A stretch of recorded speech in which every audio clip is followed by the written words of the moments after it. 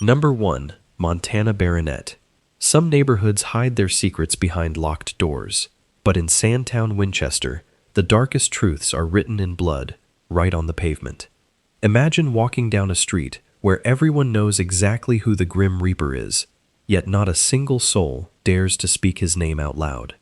If you want to uncover more chilling stories, just like this one, make sure to subscribe to the channel, because what happened on these Baltimore streets wasn't just a random string of tragedies. It was a calculated, cold-blooded business operation run by a phantom, a ghost, who orchestrated violence from the shadows while remaining untouchable. Between the years of 2010 and 2017, this enclave of Baltimore became the epicenter of an unprecedented wave of violence. Bodies were dropping in open-air drug markets, in broad daylight, execution style. Detectives arriving at these chaotic scenes were met with a terrifying wall of absolute silence. The community was paralyzed by fear, and for good reason. Police knew they were dealing with a highly organized syndicate, aggressively protecting its lucrative territory. But the identity of the mastermind, the one ordering the hits, remained a lethal secret. They assumed they were hunting a seasoned cartel veteran who had spent decades mastering intimidation. But the truth they were about to uncover was far more disturbing. As the body count continued to rise, a chilling pattern emerged from the street-level chaos. These were not crimes of passion or sudden turf war skirmishes. They were strategic eliminations. Whoever was orchestrating this nightmare was treating human lives like disposable pieces on a chessboard, removing rivals with terrifying precision. Federal investigators were called in to assist local law enforcement, bringing advanced surveillance capabilities and unlimited resources. They began tapping phones, utilizing undercover operatives, and meticulously monitoring the digital footprints left behind by a gang calling themselves Trained to Go. What the wiretaps captured sent shivers down the spines of even the most hardened veteran FBI agents. Agents listened in sheer horror as they intercepted casual, emotionless conversations about murder. They spoke about taking a human life with the mundane tone one might use to order coffee. The operation was slick, modern, and completely ruthless. But one name kept echoing through the encrypted, static-filled chatter, a name whispered with a mixture of dark reverence and absolute terror. They called him the #1 trigger puller. Investigators pored over the data, desperate to put a face to this terrifying moniker. When they finally connected the dots and pulled the primary suspect's file, they stared at the photograph in sheer disbelief. The ruthless CEO of this empire of death was not a middle-aged mob boss at all. The mastermind terrorizing the streets of Baltimore was Montana Barronette, a young man who had barely entered his 20s. While most people his age were starting entry-level jobs, Montana was personally participating in at least 6 brutal murders and coordinating countless contract killings across the city. His youth was his ultimate, perfect camouflage. Nobody looking at his young, unassuming face would ever suspect that he held the power of life and death over an entire neighborhood. He ruled his criminal enterprise with an iron fist, showing a psychopathy and organizational brilliance that completely baffled seasoned psychological profilers. You truly have to wonder what goes through the mind of someone so intensely young, yet so entirely devoid of human empathy. For Montana, murder was not just a means to an end, it was the ultimate currency of respect and unyielding control. He built his terrifying reputation on the absolute guarantee that if you crossed him or his crew, your fate was instantly sealed. He didn't just order his soldiers to do the dirty work from afar. He led by brutal example, getting his own hands bloody to ensure his lethal message was received. But the very arrogance that built his terrifying empire was exactly the fatal flaw that would bring it crashing down.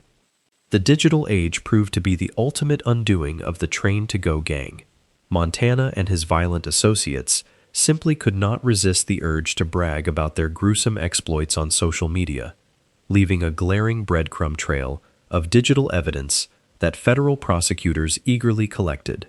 They posted photos flashing cash, weapons, and mocking taunts at rivals, completely unaware that the FBI was silently compiling a mountain of evidence. The trap was meticulously set, and when the authorities finally moved in, the tactical raid was swift and decisive. The untouchable kingpin of Sandtown was suddenly sitting in a sterile interrogation room, entirely stripped of his power. The subsequent trial was a monumental event for the beleaguered city. Witnesses, who were previously silenced by the imminent threat of a bullet, finally took the stand under heavy federal protection. The jury was presented with overwhelming, undeniable evidence of racketeering, massive drug trafficking, and cold-blooded murder. In 2019, the terrifying reign of the #1 trigger puller officially came to an end. Montana Barronette was convicted on federal charges and handed a massive life sentence behind bars, ensuring he will never again walk the streets he once painted red. The violence in Baltimore often feels confined to its most troubled, concrete streets, but true evil knows no zip code or property value. Our next case takes us far away from the chaotic open-air drug markets and directly into the quiet, affluent comfort of a secluded suburban farmhouse, where a seemingly perfect, loving family was about to experience a bloody betrayal so utterly unnatural it defies all human logic. Number 2. Nicholas Browning. The affluent suburb of Cockeysville felt miles away from the city's chaotic drug markets, nestled securely behind manicured lawns where a seemingly perfect, loving family was about to experience a bloody betrayal so utterly unnatural it defies all human logic. In February 2008, a picturesque farmhouse stood as a monument to the American dream. Inside lived a respected lawyer, his devoted wife, and their 2 bright young sons, aged 11 and 13. To the outside world, their lives were a portrait of suburban bliss. But true crime teaches us that the most beautiful facades often hide the darkest nightmares. The peace of this quiet home was permanently shattered on a freezing winter weekend, leaving a community paralyzed with dread. It started with a frantic, breathless call to 911. The eldest son, a 15-year-old boy, had just returned home after spending a carefree weekend with friends. When police cruisers tore up the long driveway and breached the front door, they stepped into a house of horrors. The lawyer, his wife, and the 2 young boys had been mercilessly shot to death in their own beds. They were executed in their sleep, completely defenseless. The sheer brutality of the crime scene sent seasoned detectives reeling. Who could harbor such a deep, burning hatred for an entire family of innocent people, and how did they pull it off so flawlessly? As crime scene technicians processed the farmhouse, an unsettling realization began to take shape. There were no broken windows, no kicked-in doors, and no signs of a desperate struggle anywhere. The valuables in the home were untouched, ruling out a robbery gone violently wrong. The killer had moved through the dark hallways like a phantom, navigating the layout with an eerie, familiar precision. Whispers began to circulate around town. Was it a professional hit ordered by a disgruntled client? The calculated executions certainly pointed toward a cold, seasoned assassin. Yet, as investigators looked closer at the blood spatter, they sensed a terrifyingly personal rage lingering in the cold air. With the community in absolute panic, the police turned their attention to the only surviving member of the family. The 15-year-old son was a beacon of teenage perfection, an honor student with a bright future and a dedicated Boy Scout. He was the golden child, left orphaned and deeply traumatized by the horrific slaughter of his parents and little brothers. Detectives sat down with the grieving teenager, hoping he could provide a missing puzzle piece, perhaps a strange phone call or a suspicious car parked on their street. But as the boy recounted his alibi of hanging out and playing video games with friends, a faint, almost imperceptible crack began to form in his perfect story.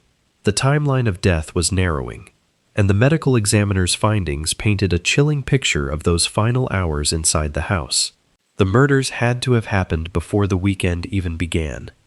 To find the phantom killer, the police organized a massive grid search of the sprawling property, combing through the freezing woods and the thick bushes surrounding the pristine farmhouse. They looked for any trace, any footprint, any discarded piece of clothing. Deep inside a cluster of bushes near the home, an officer's flashlight caught the cold, metallic gleam of a discarded handgun. It was the murder weapon. But when they ran the serial number, the mystery inverted on itself. The gun belonged to the murdered father. If the killer had used the father's own weapon, it meant the murderer knew exactly where it was hidden inside the house. The Phantom wasn't a professional hitman from the city, and it wasn't a stranger stalking them from the woods. The monster had a key, knew the layout by heart, and knew exactly where the family slept. Armed with this devastating new context, investigators brought the surviving teenage son back into the interrogation room. They leaned in, shedding their gentle demeanor for a more direct, intense approach. They pressed on the inconsistencies in his timeline, challenging the details of his perfect weekend, watching closely as the honor student's facade slowly began to crumble under the heavy weight of the truth. The unthinkable secret that finally spilled out of the boy's mouth was a confession so cold and devoid of human empathy that it continues to haunt the investigators to this very day. The golden child, the trusted Boy Scout, had deliberately waited in the dark for his entire family to fall asleep. He quietly retrieved his father's handgun, walked into the bedrooms, and ruthlessly executed his parents and his two little brothers. Once the house was dead silent, he casually tossed the weapon into the bushes and walked out the front door to go hang out with his friends for the entire weekend, acting as if nothing had changed. He returned days later to play the role of the traumatized survivor. There was no grand conspiracy, no shadowy cartel, just a deeply disturbed teenager who decided to annihilate his own bloodline without shedding a single tear. Because of the horrific, calculated nature of the crime, the judge rejected the defense's desperate pleas for a lesser sentence. The boy who wiped out his family in one night was locked away, currently serving 4 consecutive life sentences behind cold steel bars, left alone with the ghosts of the family he destroyed. But as terrifying as a danger lurking inside a suburban home can be, it is equally chilling when a known predator is set free to stalk the concrete canyons of the city, targeting a bright, shining star who never even saw the fatal blow coming. Number 3. Jason Billingsley. As terrifying as a danger lurking inside a suburban home can be, it is equally chilling when a known predator is set free to stalk the concrete canyons of the city, targeting a bright, shining star who never even saw the fatal blow coming. In September 2023, 26-year-old Pava Lapierre was the very definition of a rising star in Baltimore. A brilliant tech CEO, she had built her company from the ground up, earning national recognition and the adoration of her community. She lived in a secure, upscale apartment building that was supposed to be her sanctuary away from the demanding world of startup culture. To anyone looking from the outside, Pava's life was a testament to hard work, vision, and limitless potential. But true crime often teaches us that the brightest lights can attract the darkest shadows.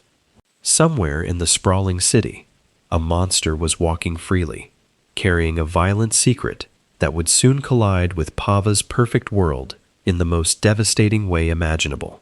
On a crisp September morning, the bustling energy of the city was shattered by a sudden, deafening silence from Pava's phone. She was the kind of person who never missed a meeting, a leader who answered every email and checked in with her team daily. When hours ticked by with no response, a deep, gnawing panic began to set in among her friends and colleagues. Frantic calls were made to the front desk of her luxury apartment building, pleading for someone to perform a wellness check. When the heavy wooden door to her unit was finally pushed open, the horrific reality of the situation brought the entire city to a standstill. The brilliant, beloved young CEO was found brutally murdered inside her own sanctuary. The sheer savagery of the crime scene left veteran detectives completely stunned. forcing them to ask what kind of monster could unleash such unprovoked fury. The investigation kicked into high gear immediately, driven by a desperate need to find out how a killer had bypassed the security of a luxury high-rise. Detectives scoured the building, canvassing neighbors, and pulling hundreds of hours of surveillance footage. They were looking for a disgruntled former employee, a jealous rival, or perhaps a stalker who had obsessed over her public profile. But as they painstakingly reviewed the grainy security videos, they didn't see a familiar face from the tech world. Instead, they watched in horror as an unknown, shadowy figure navigated the halls of the building with terrifying ease. The man on the screen moved with the calculated calmness of a seasoned predator. He knew exactly what he was doing, leaving investigators with a sickening realization that they were hunting someone who had done this before. The manhunt that followed gripped Baltimore in a vice of absolute terror. The police released images of the suspect, a man named Jason Billingsley, warning the public that he was armed, incredibly dangerous, and on the loose. The media plastered his face across every television screen and newspaper, transforming him into the most wanted man in the state. For days, the city held its collective breath, locking doors and looking over their shoulders, terrified of where the phantom might strike next. Behind closed doors, investigators were frantically digging into Billingsley's background, trying to understand his motive. But as they pulled his criminal file, they uncovered a dark, bureaucratic secret that was so infuriating and mind-bending it would completely shatter the public's trust in the justice system forever. The shocking twist wasn't just about who Jason Billingsley was. It was about why he was even allowed to walk the streets in the first place. When detectives looked at the timeline, they were hit with a wave of absolute disbelief. Just days prior to breaking into Pava's building and brutally murdering her, Billingsley had actually been in a courtroom. He had pleaded guilty to the horrific sexual assault and violent attack of another woman named April Hurley. In any logical world, a man who admits to such a savage crime is immediately locked away, removed from society to protect the innocent. But through a catastrophic, devastating failure of the legal system, this proven predator was inexplicably permitted to walk right out of the courthouse doors, free to roam the city until his sentencing. That fatal administrative leniency handed a convicted monster the exact window of opportunity he needed to cross paths with a brilliant young tech CEO. The revelation sent shockwaves of pure outrage through the community. Pava's death was not just a tragic, random act of violence. It was a completely preventable slaughter facilitated by a broken system. When police finally cornered and captured Billingsley, ending his terrifying run, the focus shifted from the manhunt to a fierce demand for accountability. The fallout was monumental, resulting in massive civil lawsuits against his employers and the building's management for allowing such a dangerous individual onto the premises. Billingsley was ultimately convicted for the senseless murder of Pava Lapierre, locked away where he can never harm another soul. But the justice served in the courtroom could never replace the bright light that was stolen from the world. Yet, while systemic failures can allow monsters to slip through the cracks of the city, sometimes the most lethal threat isn't a hardened criminal hiding in the shadows, but a teenage getaway driver parked on a quiet suburban cul-de-sac, waiting to turn a routine police call into an absolute nightmare. Number 4. Dawnta Harris. Sometimes the most lethal threat isn't a hardened criminal hiding in the shadows, but a teenage getaway driver parked on a quiet suburban cul-de-sac, waiting to turn a routine police call into an absolute nightmare. In May 2018, the peaceful neighborhood of Perry Hall felt entirely insulated from the violent crime of the inner city. It was the kind of idyllic community where neighbors knew each other by name, and the biggest concern was maintaining a manicured lawn. That profound sense of security was an illusion about to be violently shattered. On a warm spring afternoon, 29-year-old Officer Amy Caprio was patrolling the area when she received a dispatch call about a residential burglary in progress. It was a standard, mundane assignment, that officers handle every single day. She flipped on her sirens and sped toward the quiet cul-de-sac, completely unaware that she was driving directly into a lethal trap. When Officer Caprio turned her cruiser onto the winding street, the scene appeared deceptively calm. There were no armed men running across the lawns, and no immediate sounds of panic. But her seasoned instincts told her that something was horribly wrong. She spotted a black Jeep Wrangler parked suspiciously close to the targeted home. She knew the standard playbook for residential break-ins. Thieves operate fast, grabbing whatever valuables they can carry while a driver waits outside to facilitate a rapid escape. She logically assumed the most dangerous individuals were inside the house, tearing through bedrooms and frantically filling their bags. So she positioned her patrol car to block the only exit from the cul-de-sac, stepping out to confront the getaway vehicle. But this fatal miscalculation would cost her everything, because the true monster in this scenario wasn't rummaging through jewelry boxes inside the home. With her weapon drawn, Officer Caprio ordered the driver to step out of the stolen vehicle. Behind the wheel sat Dawnta Harris, a 16-year-old boy who had driven his accomplices to the suburbs for a quick payday. By all appearances, he was just a child caught in a bad situation, someone who should have immediately surrendered to the armed, uniformed officer standing in his path.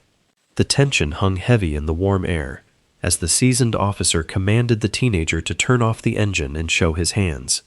It was a critical standoff, a moment suspended in time where a single choice would dictate the future.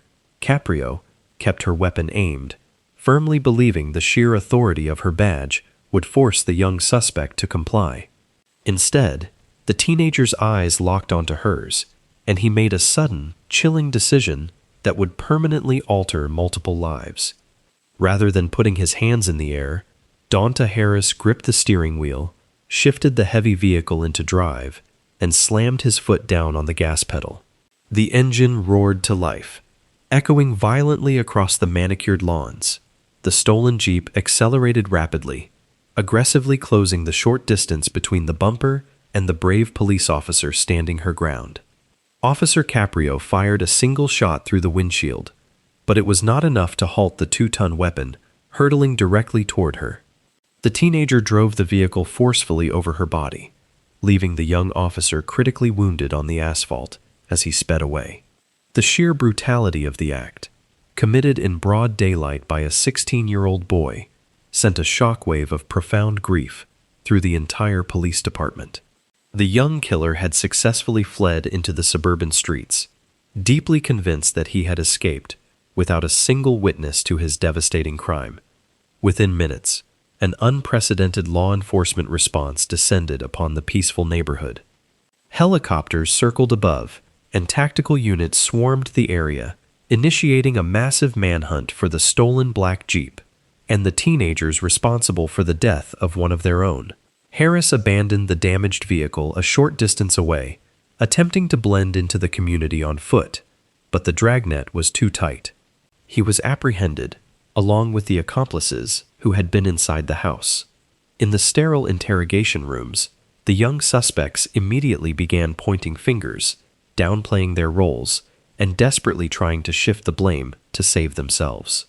Harris initially played the victim, suggesting the fatal collision was a tragic accident caused by the panic of the moment. But the investigators possessed an ultimate, undeniable witness that could not be cross-examined or intimidated. When detectives pressed play on the recovered device, they witnessed a horror they were entirely unprepared to face. Officer Amy Caprio had been wearing a police body camera, and it captured every agonizing second of her own murder in flawless high definition.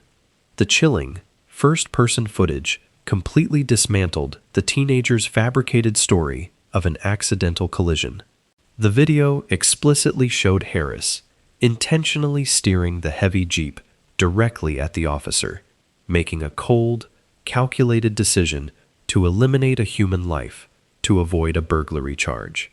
Armed with this indisputable digital evidence, prosecutors aggressively moved forward with a first-degree felony murder charge. The devastating body cam footage was played in the courtroom, leaving the jury in stunned silence. Dawnta Harris was convicted and handed a life sentence for the brutal crime, a stark reminder that immense evil can exist behind the wheel of a stolen car. But while this tragedy was caught on tape, our next case involves a notorious enforcer who seemed immune to the law, a phantom who miraculously beat 4 murder charges before unleashing a brazen, rapid-fire ambush on a peaceful neighborhood porch. Number 5. Darryl Anderson. For a terrifying period in East Baltimore history, one notorious enforcer seemed entirely immune to the law, miraculously beating 4 separate murder charges before unleashing a brazen, rapid-fire ambush on a peaceful neighborhood porch. In June 2013, the humid summer air in East Baltimore was thick with the usual sounds of community life. Neighbors were sitting outside on warm concrete steps, seeking refuge from the stifling heat, completely unaware that a phantom of the criminal underworld was silently stalking their block. On a seemingly ordinary evening, 8 people were gathered on a small residential porch, sharing stories and quiet laughter. They were completely defenseless, having no ties to the violent drug trade or the vicious gang wars tearing through the city.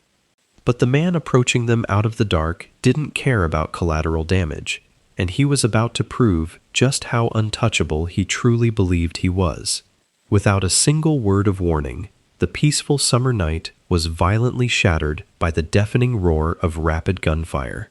An ambush had been launched from the shadows, sending a hail of bullets tearing into the wooden porch and ripping through the terrified group of friends. The attack was so fast and so overwhelmingly aggressive that there was absolutely no time to run or take cover. When the smoke finally cleared and the agonizing screams pierced the quiet neighborhood, the devastating reality of the massacre became clear. 2 innocent women were brutally killed, and a 3rd victim was left critically injured, bleeding out on the very steps where they had just been enjoying the evening. As the sirens began to wail in the distance, the shooter vanished back into the suffocating darkness, leaving veteran detectives to confront a blood-soaked crime scene that bore the terrifying signature of a seasoned professional killer. When investigators began pulling witness statements and piecing together the chaotic events of the night, a familiar, chilling name was whispered in the terrified streets. The shooter wasn't a desperate rookie trying to make a name for himself. It was Darryl Anderson, a high-ranking, absolutely ruthless enforcer for the Black Guerrilla family. The BGF was a massive, highly organized criminal syndicate that ruled the Baltimore underworld with military precision and absolute terror. Anderson was their primary weapon, the man they sent when they wanted to send a bloody, undeniable message. But as detectives pulled his extensive criminal file, they were hit with a bureaucratic reality that made their blood run cold. They realized they weren't just hunting a dangerous hitman, they were hunting a ghost who had somehow manipulated the entire justice system, a man who possessed a terrifying superpower that allowed him to literally get away with murder time and time again. The shocking twist of this investigation was buried deep within Anderson's unbelievable legal history. Prior to this devastating porch ambush, this notorious enforcer had been arrested and formally charged with murder, not once, not twice, but 4 separate times. In any functioning judicial system, a man facing a string of homicide charges would be permanently locked away, separated from the society he continued to terrorize. But Anderson had mastered the dark art of witness intimidation. In case after case, critical witnesses would suddenly disappear, change their desperate testimonies, or refuse to speak altogether, terrified of the BGF's brutal retaliation. Because the prosecution could never secure the crucial testimony they needed, the charges were continuously dropped. 4 times he was accused of taking a human life, and 4 times he walked right out the front doors of the courthouse, flashing a cold, victorious smile that haunted the weary detectives working his files. This unimaginable streak of legal victories had transformed Anderson into a mythical figure on the streets of Baltimore, a living symbol of the gang's absolute, terrifying power. He genuinely believed he was a god among men, completely untouchable by the police, the prosecutors, and the judges. That extreme arrogance is exactly what led him to blindly open fire on a porch full of innocent people, fully expecting that the community would simply swallow their grief and remain silent out of paralyzing fear. But he severely underestimated the breaking point of a traumatized neighborhood. The sheer brutality of murdering 2 innocent women in cold blood pushed the community past their fear.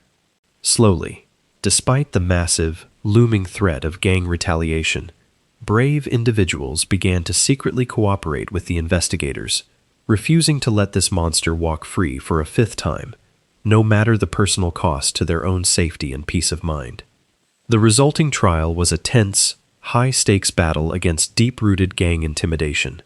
Prosecutors surrounded their cooperating witnesses with heavy security, ensuring that this time the voices of the victims would finally be heard inside the courtroom. The jury listened in absolute horror as the definitive evidence of the Porch Massacre was laid out before them, completely dismantling the hitman's aura of invincibility. Darryl Anderson's terrifying streak of evading justice finally crashed into a concrete wall. He was convicted of the brutal murders and handed a staggering sentence of life, plus 400 years in prison, ensuring that public enemy number 1 would never see the outside of a jail cell again. But while escaping a street-level hitman's ambush requires incredible bravery, you have to wonder what happens when a heavily armed killer traps an entire family inside their own home, leading to a sprawling, televised, 4-day siege where the only way out is a desperately spiked glass of iced tea. Number 6. Joseph Joe Palczynski. When a heavily armed killer traps an entire family inside their own home, it leads to a sprawling, televised, 4-day siege where the only way out is a desperately spiked glass of iced tea. In March of the year 2000, the suburban communities of Bowley's Quarters and Dundalk were plunged into an unimaginable nightmare. The residents were accustomed to the mundane rhythms of life, not the horrifying spectacle of armored vehicles descending upon their neighborhoods. This peace was obliterated by a man who decided to wage a one-man war. The ordeal became one of the most tense hostage standoffs in modern history, broadcast live into millions of living rooms. For nearly 100 hours, the world wondered how SWAT teams would safely extract innocent people from a fortified bunker. But the gripping secret of this standoff was that the police were not the ones who finally broke the siege. The terrifying saga began with a horrifying explosion of domestic violence that rapidly escalated into a full-scale massacre. Joseph Palczynski was a man consumed by toxic rage, possessing a long history of abuse and a deeply unstable mind. Armed with a high-powered AR-15 assault rifle, his rampage started with a brutal triple homicide that sent shockwaves of pure terror across the entire Baltimore region. He ruthlessly gunned down 3 people who were simply trying to protect his ex-girlfriend from his escalating madness. Leaving a blood-soaked crime scene in his wake, he vanished into the shadows, triggering one of the most frantic manhunts the area had ever seen. Police knew they were tracking a highly volatile fugitive, fully prepared to turn any street corner into a deadly war zone. The ensuing manhunt was a chaotic game of cat and mouse that stretched across state lines. Palczynski managed to evade the massive police dragnet, fleeing to Virginia before circling back to familiar territory in Baltimore County. The entire region was paralyzed by fear, with schools locked down and residents terrified to walk outside. The elusive killer moved like a phantom, stealing cars and constantly slipping right through the fingers of desperate authorities. But the frantic chase finally came to a grinding halt in the working-class neighborhood of Dundalk. Cornered and desperate, Palczynski forced his way into a seemingly random house, taking the family inside as his ultimate human shields. Within minutes, the block was transformed into a militarized zone, surrounded by hundreds of heavily armed officers and media helicopters circling endlessly overhead. Inside the besieged home, a profound and suffocating psychological terror took hold. For 97 agonizing hours, the hostages were trapped in a claustrophobic nightmare, forced to share their living room with a heavily armed mass murderer. The tactical negotiators outside worked around the clock, trying every psychological trick to coax him into a peaceful surrender. They cut the power and used sleep deprivation tactics, but Palczynski remained firmly entrenched, clutching his rifle and threatening to execute the innocent family if the police dared to breach the perimeter. Every passing hour increased the agonizing likelihood of a devastating bloodbath. The hostages quickly realized that the police were paralyzed. A tactical raid would result in their immediate deaths in the crossfire. If they wanted to survive this televised nightmare, they had to save themselves. Operating under the constant, paranoid gaze of a seasoned killer, the terrified family began to formulate a desperately dangerous plan. The psychological toll of the prolonged siege was wearing Palczynski down, but his grip on his weapon never loosened. He demanded food and drinks, commanding the hostages to serve him while he maintained his vigil by the barricaded windows. The family knew that any sudden movement would result in an instant barrage of bullets, but they possessed one crucial, secret advantage that the heavily armed tactical units outside did not have. Hidden away in the medicine cabinet was a prescription bottle of Xanax, a powerful sedative that could neutralize the threat without a single shot being fired. The bravery required to execute this plan was monumental, as one slight suspicion meant instant execution. With their hearts pounding, the hostages waited for the perfect, agonizingly brief window of opportunity.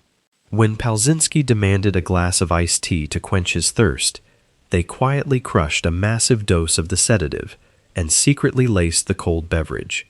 They handed him the spiked drink with trembling hands, forcing themselves to act completely natural as the volatile murderer swallowed the liquid. What followed was a terrifying waiting game. For what felt like an eternity, they sat in utter silence, watching closely as the powerful drugs took effect. Palczynski's movements became sluggish, his speech slurred, and finally, he slipped into a deep, drug-induced unconsciousness. Moving with absolute silence, the family unlocked a window and desperately climbed out into the cool night air, running straight to the stunned SWAT team. The moment the hostages were safely behind armored vehicles, the tactical units immediately breached the doors to end the siege. The loud crash instantly jolted Palczynski awake from his heavy stupor, and in a final, defiant act of violence, he sat up and aggressively reached for his weapon. The officers opened fire, striking the killer 27 times and ending the 97-hour nightmare once and for all. But while this terrifying siege ended with a desperate escape from a suburban living room, you have to wonder what happens when a deeply resentful gunman uses tactical barricades to trap a group of innocent journalists inside their own newsroom, executing a years-long grudge with absolutely no intention of ever letting them leave. Number 7. Jarrod Ramos.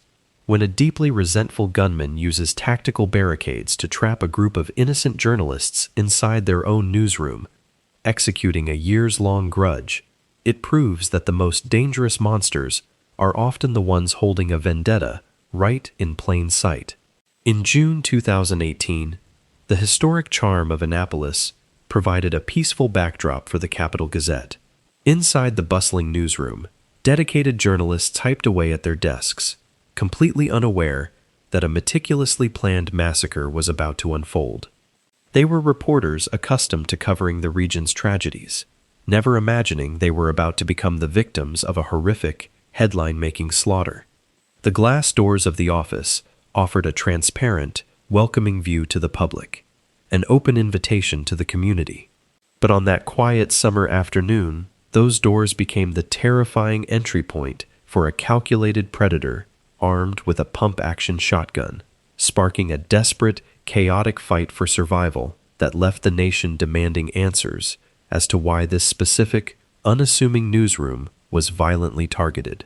The sheer terror began without a moment of warning. The deafening blast of a shotgun shattered the glass entrance, instantly transforming the quiet hum of the newsroom into a frantic nightmare. The attacker moved with a cold, terrifying purpose, stepping over the shattered glass and immediately opening fire on the defenseless employees. Panic erupted as journalists dove under their cubicle desks, frantically texting their loved ones what they believed would be their final goodbyes. Several employees bravely sprinted toward the rear emergency exits, desperately hoping to escape the relentless barrage of gunfire. But as they pushed against the heavy doors, a sickening realization washed over them. The doors would not budge. The shooter had arrived early and intentionally sealed the back exits with heavy tactical barricades, deliberately trapping the journalists inside a confined killing zone. It was a terrifyingly sophisticated strategy that eliminated any chance of escape, turning the office into a lethal cage. He wasn't simply shooting blindly into a crowd. He was methodically hunting the employees down, cornering them in their creative sanctuary. Yet, as the brutal execution unfolded, the most chilling aspect was the absolute silence of the gunman, suggesting this violence was not a spontaneous outburst. Within minutes, emergency dispatchers were flooded with frantic, whispered calls from journalists hiding under desks, pleading for heavily armed police to arrive. Tactical units swarmed the office park, preparing themselves for a prolonged, deadly shootout with an active mass murderer. But as officers carefully breached the shattered front entrance with weapons drawn, the deafening roar of the shotgun had ceased. The eerie silence that blanketed the blood-stained newsroom was deeply unsettling. Detectives fully expected to find a heavily armed zealot ready to fight to the death, but the reality was far more bizarre. A call came through the dispatch center from a man calmly stating that he was the shooter and was ready to surrender. Police cautiously advanced through the destroyed office and found the perpetrator, Jarrod Ramos, meekly hiding under a desk, offering absolutely no resistance. He had just brutally executed 5 innocent people, yet he surrendered with the chilling, emotionless demeanor of a man who had simply completed a day's work, leaving seasoned investigators completely bewildered by his sudden shift from calculated monster to docile prisoner. As Ramos was hauled away in handcuffs, the desperate search for a motive immediately consumed the investigative team. In the modern era of mass shootings, detectives are unfortunately accustomed to finding sprawling political manifestos, radicalized internet histories, or loud declarations of extremist ideology. They tore through his digital footprint, expecting to find ties to a shadowy terrorist organization or a radical fringe group furious with the media. But they found absolutely nothing of the sort. Ramos was not a political radical, nor was he a random madman striking out at society. Instead, digital forensics teams uncovered a sprawling, deeply disturbing paper trail that painted a picture of absolute, terrifying obsession. They discovered a man who spent years meticulously stalking the Capital Gazette, documenting the names of the staff and mapping out the precise layout of the building. The massacre was not a random tragedy. It was the final, bloody chapter of a deeply personal vendetta that had been silently festering in the dark for more than half a decade. The shocking twist that finally cracked the case wide open dated all the way back to the year 2012. The Capital Gazette had published a completely factual, routine article detailing Ramos's criminal harassment of a former high school classmate. Enraged by the public exposure of his disturbing behavior, Ramos filed a massive defamation lawsuit against the newspaper. When the courts rightfully dismissed his baseless case, a dark, consuming seed of vengeance was planted in his mind. For years, he sat in the shadows, letting his blinding resentment grow into a homicidal obsession, meticulously planning the ultimate revenge against the journalists who had simply reported the truth. When the case finally went to trial, the defense frantically attempted to argue that Ramos was legally insane, hoping to spare him from a lifetime behind bars. But the jury saw right through the facade. They looked at the tactical barricades, the years of obsessive planning, and the cold, calculated execution of 5 innocent people. ultimately finding him fully criminally responsible and ensuring he would never see freedom again. But while a years-long grudge can culminate in a single massacre, you have to wonder how investigators catch a terrifying predator who doesn't strike all at once, but patiently waits decades between his brutal murders, only to finally slip up in a bloody apartment after a woman wins a massive casino jackpot. Number 8. Reginald Lively. Catching a predator who doesn't strike all at once, but patiently waits decades between his brutal murders, requires unraveling a mystery that spans generations, only to finally catch him slipping up in a bloody apartment after a woman wins a massive casino jackpot. In August 2022, the sweltering heat of Baltimore was briefly forgotten by a local woman who had just experienced a life-changing stroke of luck. She had spent the evening at a vibrant city casino and walked away with $1,000 in cash. It was supposed to be a joyful moment, to dream about her unexpected windfall. She returned to the quiet safety of her apartment, completely unaware that her sudden good fortune had placed a lethal target directly on her back. By the time the morning sun rose over the city, the joy of the jackpot had been replaced by a scene of absolute, unspeakable horror that would leave seasoned homicide detectives deeply shaken. When officers forced their way into the silent apartment, they stepped into a blood-soaked nightmare.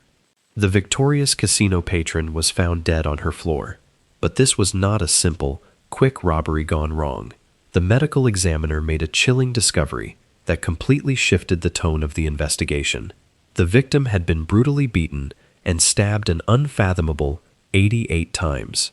This level of extreme overkill told investigators a very specific story. A desperate thief looking to snatch a purse does not exert the massive physical energy required to inflict 88 stab wounds. This savage frenzy is born out of a sickening bloodlust that cannot be satisfied by simply taking cash.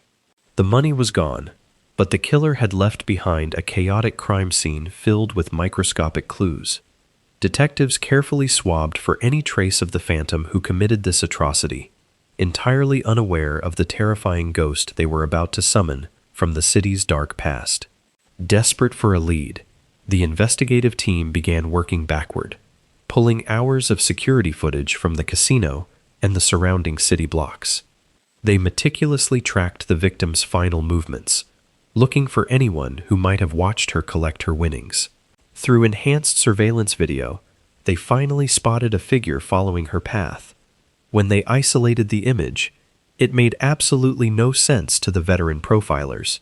The man on the screen was Reginald Lively, a senior citizen. He appeared frail and unassuming, entirely contradicting the profile of a blitz-style attacker capable of inflicting such massive trauma. When they brought the older man in for questioning, he played the part perfectly, acting like a harmless grandfather simply in the wrong place. But the detectives had already rushed the crime scene swabs to the forensic laboratory for advanced DNA testing. When the results flashed across the screen, the seasoned detectives felt the blood drain from their faces. The DNA found amidst the horrific carnage was a flawless, undeniable match to Reginald Lively. But the true shock came when they pulled his criminal file from the deeply buried archives. This frail senior citizen was a bona fide, cold-blooded serial killer who had successfully terrorized the women of Baltimore across 3 completely different decades. The database revealed a history that defied all logic. Lively had brutally murdered a woman back in the year 2000, but that was not his first kill. 15 years before that, in 1985, he had taken the life of yet another innocent woman. He was a monster who hunted in cycles, striking violently, and then disappearing, waiting decades for his bloodlust to peak again. The real horror gripping the precinct wasn't just his terrifying body count, it was the agonizing question of how a twice-convicted murderer was out walking the streets as a free man in the first place. The investigation quickly uncovered a catastrophic failure of the legal system that had stretched on for decades. In both previous eras, Lively had somehow managed to manipulate the courts, securing plea deals, or serving partial sentences before convincingly playing the role of a rehabilitated inmate. He tricked the parole boards, portraying himself as a man who had changed his ways, when in reality, he was simply waiting patiently for the heat to die down. He used the state's incredible leniency as a shield to hide his dark, irrepressible urges. The tragic victim in 2022 had paid the ultimate price for a system that repeatedly chose mercy over public safety. Armed with undeniable forensic science and enhanced video evidence, prosecutors went to war, determined to permanently correct the lethal mistakes of the past. They knew they were fighting to lock away a monster before the broken system could mistakenly show him mercy for a third time. In November 2025, the courtroom was packed as the judge looked down at the senior citizen and officially branded him a serial killer for the entire world to hear. This time, there would be no manipulated plea deals, no early parole hearings, and absolutely no second chances. Reginald Lively was sentenced to life in prison without the possibility of release, finally ensuring that this decade-spanning predator would take his last breath securely behind cold steel bars.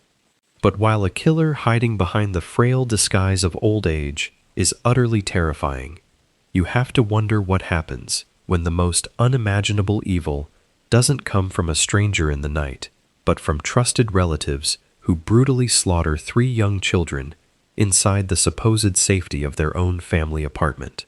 Number 9. Policarpio Espinoza Perez and Adán Canela. When the most unimaginable evil doesn't come from a stranger in the night, but from trusted relatives who brutally slaughter 3 young children inside the supposed safety of their own family apartment, the entire concept of sanctuary is shattered forever.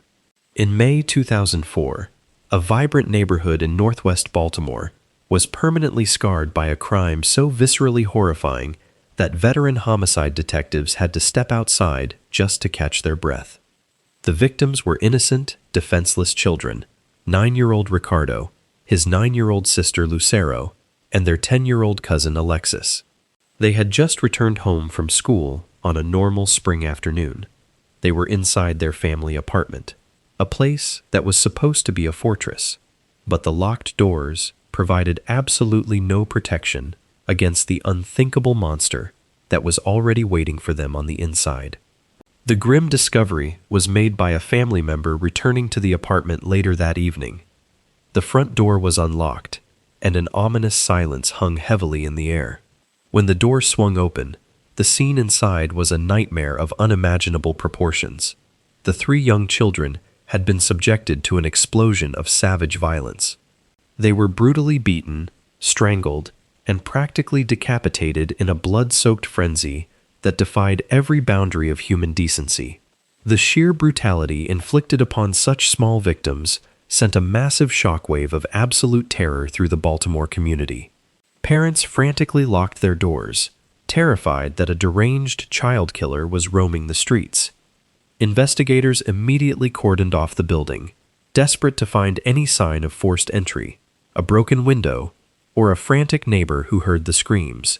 But as crime scene technicians began their meticulous work, a deeply unsettling realization began to take hold.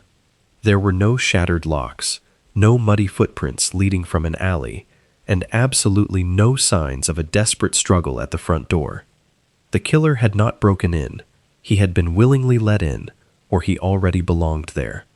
The focus of the intense investigation slowly turned inward, casting a dark, agonizing shadow over the very people who were supposed to be grieving. The whispers in the hallway grew louder as police zeroed in on 2 primary suspects who sent absolute chills down the spines of everyone involved. The prime suspects were not shadowy strangers. They were Policarpio Espinoza Perez and Adán Canela, trusted relatives of the slaughtered children. The very idea that family members could look into the terrified eyes of their own flesh and blood and commit such unspeakable atrocities was almost too much to process. But as investigators dug deeper, they uncovered a sprawling web of dark secrets, that would quickly plunge the case into a surreal legal circus. Proving that family members were responsible for such a horrific bloodbath required undeniable, ironclad evidence. The defendants vehemently denied any involvement whatsoever, hiding behind a convincing facade of shock and profound mourning. But the forensic teams were working tirelessly, carefully sifting through the microscopic remnants of the nightmare. They meticulously collected the clothing the two men had been wearing on that fateful spring afternoon, securely sending the fabrics to the most advanced crime laboratories in the state. Science simply does not lie, and the resulting data from the laboratory completely shattered the defendants' fragile alibis.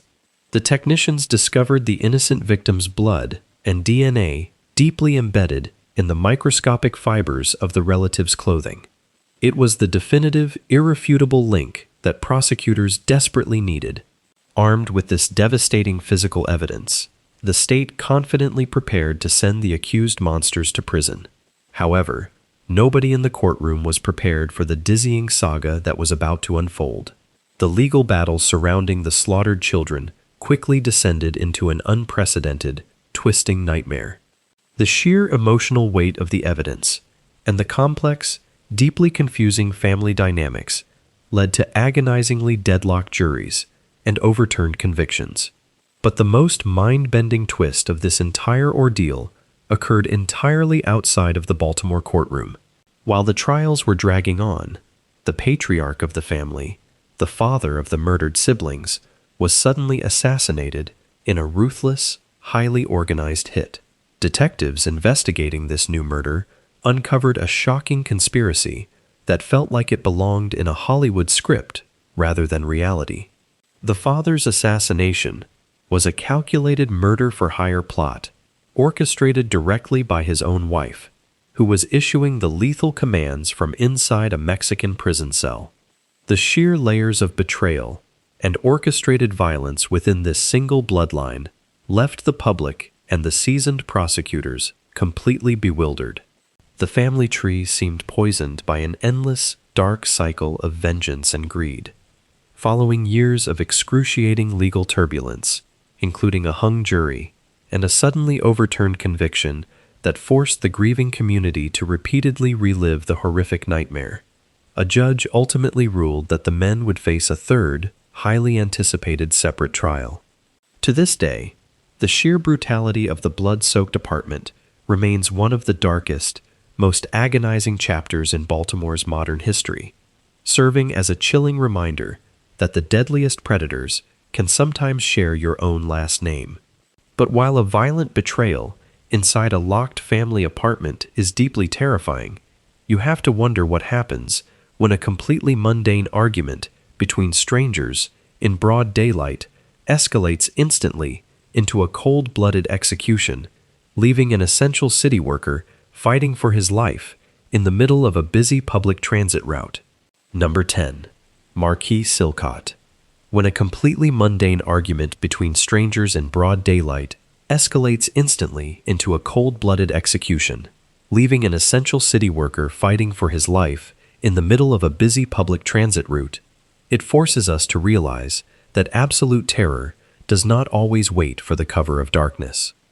In October 2020, the bustling corridors of East Fayette Street in Baltimore were alive with the typical midday rush. Commuters were hurrying to work, and the city transit buses were navigating the heavy traffic, carrying the lifeblood of the community.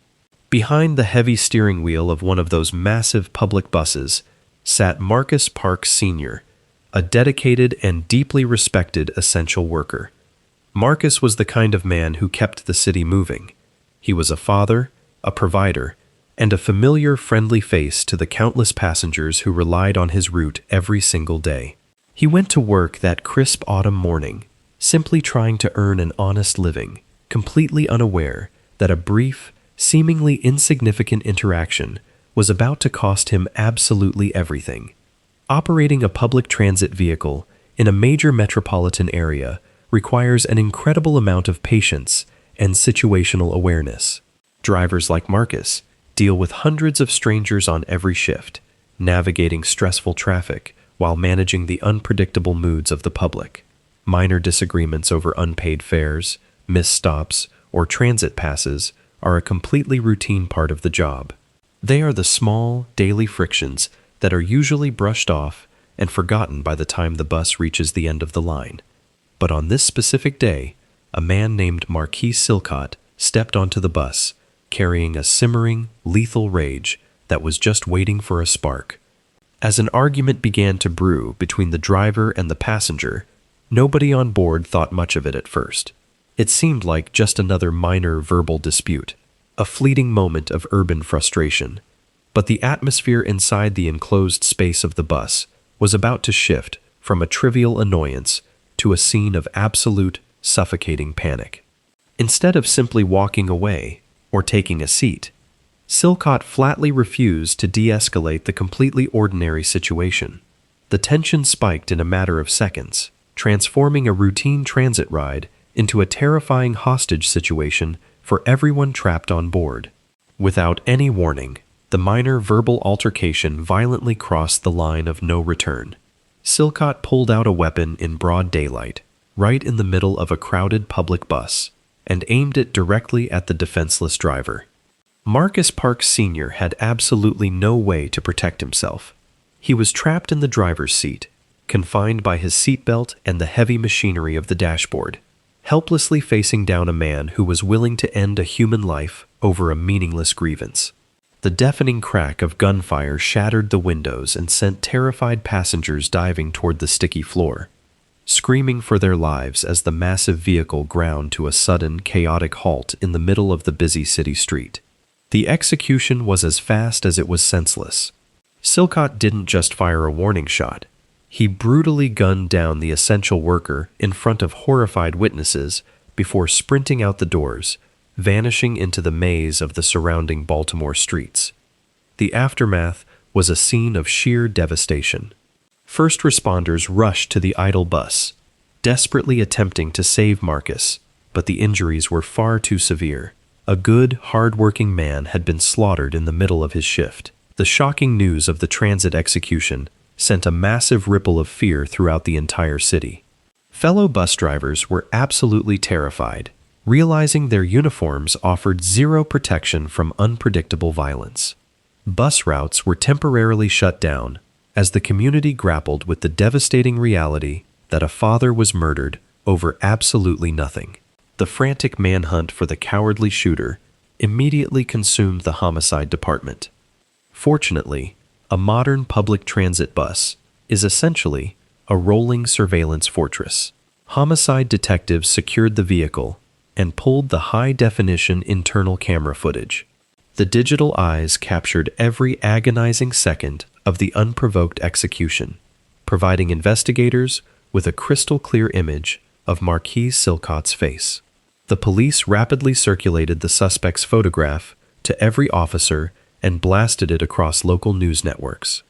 They knew they were dealing with a volatile individual who possessed absolutely no regard for human life, and they needed to capture him before his temper resulted in another senseless tragedy.